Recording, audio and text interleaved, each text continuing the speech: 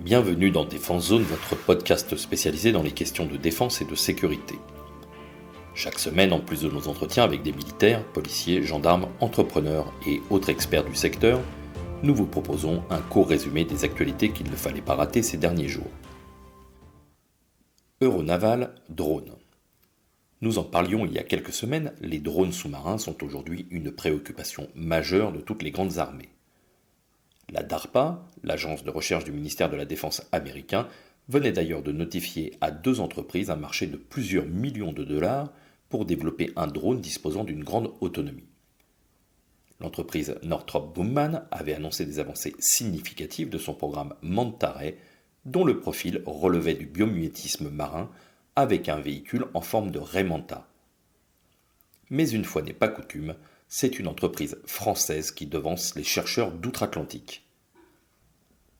À l'occasion du salon Euronaval 2022, la société varoise MarineTech a présenté son UHV pour Unmanned Hybrid Vehicle, le Manta. Ce projet, lancé en 2019, a été soutenu par l'agence Innovation Défense et la Direction Générale de l'Armement, la DGA, dans le cadre de son programme RAPID pour Régime d'appui à l'innovation duale. Contrairement au projet présenté aux États-Unis, le drone français est déjà opérationnel et testé dans de nombreuses situations. À la fois véhicule de surface et sous-marin, le Manta est capable d'effectuer des missions de reconnaissance-observation, de cartographie ou d'intervention. Avec sa propulsion électrique, il affiche entre 12 et 24 heures d'autonomie suivant sa configuration pour une vitesse de 6 nœuds environ. Capable de plonger jusqu'à 6000 mètres de profondeur, il communique par un système 4G, 5G. À terme, le Manta sera capable d'effectuer des mesures de salinité ou des courants, de la détection d'épaves, de pipelines ou de mines, mais aussi de mesures de contaminants en surface. Le Manta sera commercialisé dès le début de l'année prochaine. Euronaval, DGA. Toujours lors du salon Euronaval 2022, la DGA a annoncé officiellement la notification d'un marché pour la mise en œuvre d'un drone sous-marin. C'est l'industriel norvégien Kongsberg Maritime qui a remporté le contrat d'un montant maximal de 4 millions d'euros. Il y a quelques semaines, la Marine nationale a conduit une campagne de mise en œuvre d'une capacité exploratoire de drones sous-marins dits de grand fond. Les tests, menés à partir du bâtiment hydrographique et océanographique Botan-Bonpré, ont permis de mettre en œuvre le drone norvégien Hugin Superior, un AUV pour Autonomous Unmanned Vehicle, capable d'opérer jusqu'à 6000 mètres de fond.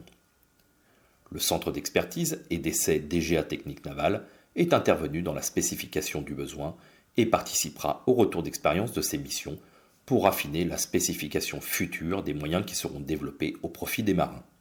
Cette première étape de définition d'une capacité exploratoire repose sur la location de différents matériels français et européens, autonomes ou téléopérés, disponibles sur le marché et qui ont vocation à être utilisés durant des campagnes à la mer. L'étape 2 consistera, grâce au plan d'investissement France 2030, de doter de manière pérenne la marine de capacités exploratoires des grands fonds marins. Euronaval, armement. Le stand de l'industriel Nexter n'est pas passé inaperçu lors du salon. L'entreprise française a, entre autres, présenté 2 systèmes téléopérés à destination des bâtiments de surface. Le premier, le Rapid Fire, est produit conjointement par un GME, un groupement momentané d'entreprises constitué par Nexter et Thales. Ce système téléopéré d'artillerie navale comme terrestre assure aux plateformes une capacité d'autodéfense rapprochée contre les menaces aériennes et de surface. Le Rapid Fire intègre le canon 40 CTA, le même que celui monté sur le véhicule Jaguar, et est en mesure de tirer toute la gamme de munitions télescopées de 40 mm développée par CTAI, dont la future A3V pour Anti-Aerial Airburst, contre les cibles aériennes. Sa conduite de tir optronique, réalisée par Thales, est composée d'un viseur multispectral avec télémètre laser, permettant une meilleure précision d'interception avec une capacité multi-cible et la sélection automatique des différents types de munitions, le tout de manière autonome. Le tout nouveau bâtiment ravitailleur de force, le BRF Jacques Chevalier, sera équipé du Rapid Fire dès début 2023 pour débuter la phase de qualification en mer. De l'autre côté du stand, en avant-première, Nexter et MBDA ont présenté le Narval 20A, une tourelle téléopérée de 20 mm sur laquelle sont intégrés 2 pods de missiles Acheron MP appelé aussi MMP et en service dans de nombreuses unités de l'armée de terre. Le missile est capable d'atteindre une cible chaude ou froide à 5 km de distance et sera bientôt navalisé pour faciliter l'acquisition de cibles de faible dimension et signature.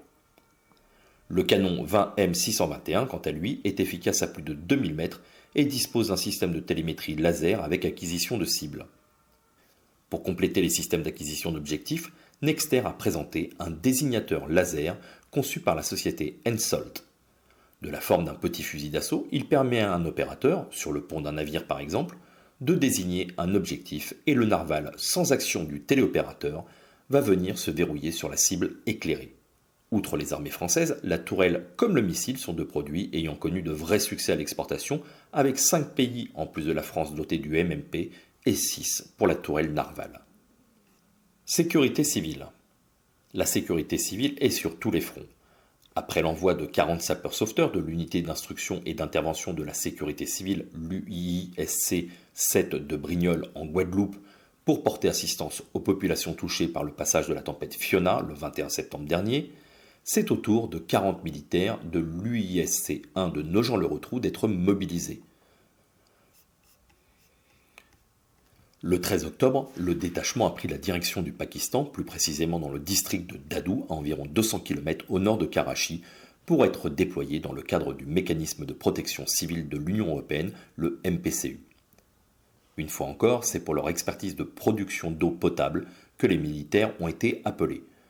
En effet, les modules de traitement de l'eau utilisés par les Français sont capables de produire jusqu'à 225 000 litres d'eau potable par jour au profit des populations sinistrées. Équipement. La DGA a réceptionné le 5 octobre 2022 le dernier lot de 9600 pistolets semi-automatiques PSA relatif à la commande effectuée le 26 avril 2022. Ce communiqué du ministère des Armées vient clôturer le remplacement des PA Mank 50 et PAMAS G1 en dotation depuis plusieurs décennies dans les armées. Rarement un programme d'équipement aura mis aussi peu de temps pour arriver dans les forces. La notification du choix de l'armurier autrichien Glock avec les sociétés Cellier et Bello pour les munitions et UTM pour les kits d'entraînement date en effet de janvier 2020 avec une commande de 74 596 pistolets semi-automatiques Glock 17 Gen 5 FR. En avril 2022, près de 60 000 avaient déjà été livrés et la DGA passe à commande de la dernière tranche, soit 9 600 armes, dont elle a pris réception début octobre. L'armée de terre en possédera près de 80% et le reste sera réparti entre les deux autres armées et les services. Armée de l'air et de l'espace. C'est un exercice sans précédent qui vient de se terminer pour près de 1000 aviateurs et plusieurs détachements étrangers.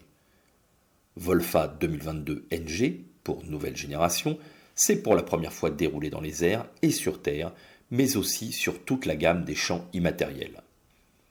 Le scénario, classique, présentait l'occupation d'une région, le Greenland, d'un pays allié Blueland, envahi par un pays limitrophe, le Redland. Difficile dans ce cas de ne pas faire le rapprochement avec les événements en cours à l'est de l'Europe. Organisée depuis la base aérienne 118 de Mont-de-Marsan, la neutralisation de l'ennemi ne nécessita pas moins de 557 sorties pour plus de 1130 heures de vol, avec une cinquantaine d'aéronefs déployés. Toutes les spécialités de l'armée de l'air et de l'espace ont été mises à contribution pour cet exercice de haute intensité.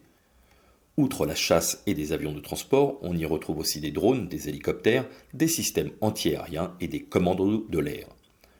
Le renseignement était aussi une composante majeure de la manœuvre avec la mise à disposition des satellites du commandement de l'espace et surtout de nombreux spécialistes de la cyberdéfense qui ont été mis à rude épreuve pendant 3 semaines avec de nombreuses attaques informatiques mais aussi informationnelles, notamment par la diffusion de fake news. Démarré le 26 septembre dernier, l'exercice s'est conclu le 14 octobre.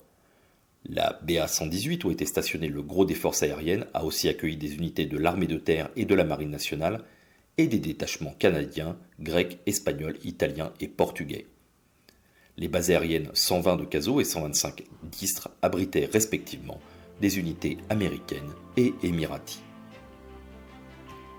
Voilà pour l'essentiel de l'actualité cette semaine. Pour en savoir davantage sur cet univers et pour découvrir tous nos articles et reportages, rendez-vous sur notre site internet défense-zone.com. Pour plus de brèves, d'articles de fond et de photos, nous éditons également tous les 3 mois un magazine papier que vous pouvez recevoir en étant abonné à notre espace premium. Il vous permettra aussi d'avoir accès à des contenus exclusifs sur nos différents supports. Vous trouverez tous les liens nécessaires dans la description de cet épisode. En attendant, nous vous souhaitons une bonne journée et nous vous donnons rendez-vous la semaine prochaine pour un nouveau résumé de l'actualité des forces de défense et de sécurité.